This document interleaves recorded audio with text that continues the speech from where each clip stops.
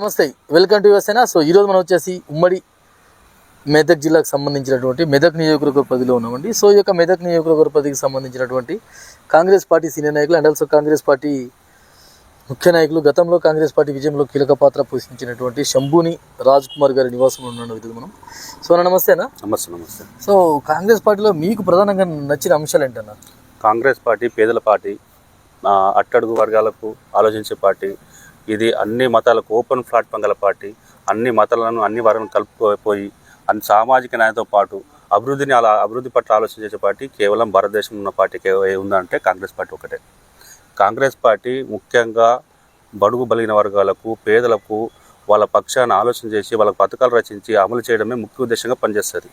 ఈ దేశంలో భారత స్వతంత్రం తర్వాత మొట్టమొదటిగా కాంగ్రెస్ అధికారం వచ్చిన తర్వాత 70 సంవత్సరాలు కంటిన్యూగా పరిపాలించిందంటే కాంగ్రెస్ పార్టీ పునర్నిర్మాణం చాలా గట్టిగా ప్రజల పక్షం నిలబడి ప్రజల శ్రేయస్సు కోసం, ప్రజల నిర్మాణం కోసం, ప్రజల అభివృద్ధి కోసం ఆలోచించి ఇన్ని సంవత్సరాలు కాంగ్రెస్ పార్టీ భారతదేశంలో నిలదొక్కున్నదంటే కాంగ్రెస్ పార్టీ ఎంత ప్రజలలో నాటుకుపోయింది అనేది ఒక ఆలోచన చేసుకోవాలి అన్న. ఈరోజు చాలా మంది బీఆర్ఎస్ పార్టీ వాళ్ళు, బీజేపీ పార్టీ వాళ్ళని విమర్శిస్తుందంటే కాంగ్రెస్ పార్టీ ఇస్తున్న 4 గ్యారెంటీలు ఇవ్వడంలో పూర్తిగా విఫలమైంది అనేది ఒకటి వార్త అవుతుంది. బీఆర్ఎస్ పార్టీ వాళ్ళకు ఎలాంటి దిక్కుతోచిన దిశలో ఉన్నారండి. వాళ్ళ కుటుంబ కళాలతో వాళ్ళ మతిభ్రమించి మాట్లాడుతూ ఉన్నారు.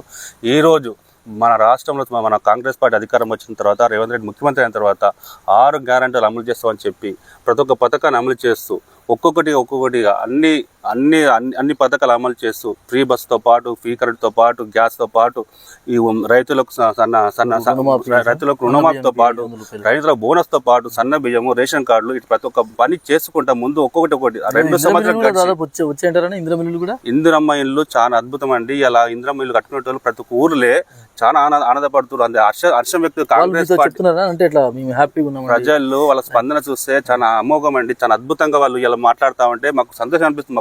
మా కాంగ్రెస్ పార్టీ, మా ప్రభుత్వము పేదలకు ఇల్లు ఇస్తుంది, వాళ్ళు కట్టుకుని ఆనందపడుతుంటే మా పార్టీ అయితే మాకు ఎంతో ఆనందపడుతూ ఉంది. కంపల్సరీ సక్సెస్ఫుల్గా నడుస్తున్న ప్రోగ్రామ్ అది. ఇందిరమ్మ ఇల్లు ఫుల్ రాష్ట్రంలో సక్సెస్ అయిన ప్రోగ్రామ్. సో మీ ఎమ్మెల్యే గారి పనితీరు 1.5 yearలో, దాదాపు 2 yearsలో గత ఎమ్మెల్యే గారితో పోలిస్తే బెటర్ అంటారా? చాలా గతంలో ఉండే బీఆర్ఎస్ పార్టీ ఎమ్మెల్యే గారు సెలక్షన్ నడుస్తుంటారండి. కొంతమంది సెలక్షన్ చేసుకొని వాళ్ళ నుంచి కలెక్షన్ తీసుకొని వాళ్ళు డబ్బులు మూట కట్టుకుని పారిపోయేటోళ్ళు. సెలక్షన్ కలెక్షన్ వాళ్ళు ఆ విధంగా పనిచేసినారు. ఎంతో మంది అవినీతి, ఎన్నో రకాల భూముల మీద భూ కబ్జాలు చేసిరు, ఉసుక శాండ్ మాఫియా నడిపించినారు, రకరకాలుగా దోపిడీకి గురి చేసి అమాయకుల మీద ఎంతో రకరకాల దోపిడీకి గురి చేసినటువంటి వ్యక్తులు ఇంతకుముందు మన బీఆర్ఎస్ ఎమ్మెల్యే గారు. మా ఎమ్మెల్యే గారు రోహిత్ గారు ఎలాంటి అవినీతికి తావు లేకుండా పారదర్శకంగా ప్రజలకు మేలు జరిగే విధంగా అభివృద్ధి, సంక్షేమం రెండే వాళ్ళ తోడు. అంటే ఇక్కడ చిన్న విషయం అన్న, పక్కన ఉన్నటువంటి సిద్దిపేట, దాని పక్కన ఉన్న గజ్వేల్, పక్కన ఉన్న ఇర్సిల్లా, అంటే ఈ 3 సిటీస్ చూస్తుంటే రాష్ట్రం మొత్తం ఒక్కలాగా అనిపిస్తుంటుంది. జస్ట్ ఈ 3 ఒకలాగా కనిపిస్తాయి. సో మీ మెదక్లో కూడా ఈ 2 ప్రాంతాలు భాగమే. ఏది గజ్వేలు, సిద్దిపేట కూడా మెదక్లోని భాగమే.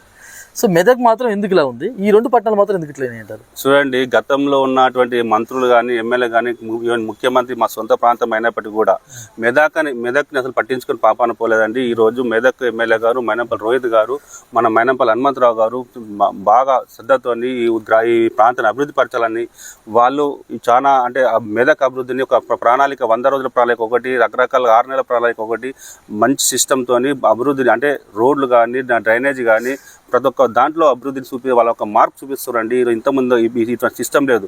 ఇలా గ్రామాల సీసీ రోడ్లు నడుస్తూ ఉన్నాయి, ఇవైపు ఇందిరమ్మ ఇల్లు నడుస్తూ ఉన్నాయి. ప్రతి ఒక్క పని ఇలా అభివృద్ధి పరంగా మన రోహిత్ గారు చాలా శ్రద్ధ తీసుకొని పని చేపిస్తూ ఉన్నాడు. సిఆర్సిసి వర్క్స్ కానీ, ఎంఆర్ఆర్ వర్క్స్ కానీ, ఎన్ఆర్జిఎస్ వర్క్స్ కానీ, ప్రతి ఒక్క గ్రామంలో ఈ పని నడుస్తుందంటే రోహిత్ గారు, హనుమంతరావు గారి కృషి ఉందని మేము చెప్పగలుగుతున్నాం. సో నా లాస్ట్గా వచ్చిన మాట అన్న, కాంగ్రెస్ పార్టీకి ప్రధానంగా పోటీ ఇచ్చే పార్టీ ఏదై ఉంటుంది? ఇప్పుడు ఈ GP local body selections BRS ఇస్తుందా, బీజేపీ ఇస్తుందా? మీకు చూడండి, 2 పార్టీలు మాకు పోటీలు లేవండి. బీఆర్ఎస్ వాళ్ళ కుటుంబ కళాలతో వాళ్ళు కొట్టుకుంటుందని సరిపోయింది, కానీ మాకు పోటీ కాదు. బీజేపీ మా గ్రామాలలో, మా ప్రాంతంలో బీజేపీ పార్టీ లేదు. మాకు మేము ప్రతిపక్షం. ఎంపీ స్థానం కూడా బీజేపీ పార్టీకి గెలవడం జరిగింది కదా. కొన్ని సందర్భాలు జరుగుతాయి, కానీ ప్రస్తుతానికి ఇప్పుడు ఆ స్థాయిలో లేదండి.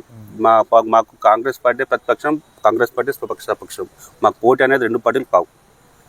Thank you brother. So last ఒక క్వశ్చన్, ఇప్పుడు వచ్చే జీపీ ఎలక్షన్స్లో మరి మీరేమన్నా కంటెస్టెంట్గా నేను సర్పంచ్ పోటీ చేద్దామని సురార గ్రామం నుంచి సర్పంచ్ పోటీ చేస్తాను.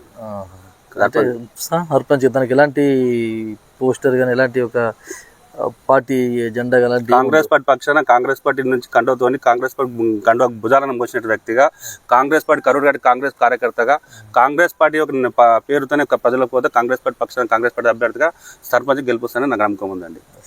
Thank you brother, thank you, all the best. Thank you so much మీకు వీలైన విషయాన్ని సమయ సమాచారం మాకు గురించి. సో ఇదండి అన్నగారితో special talk show Raj Kumar గారితో. ఐ హోప్ ఈ యొక్క ఇంటర్వ్యూ అందరూ నచ్చింది అనుకుంటున్నాను. So thank you so much. Stay tuned your సేన.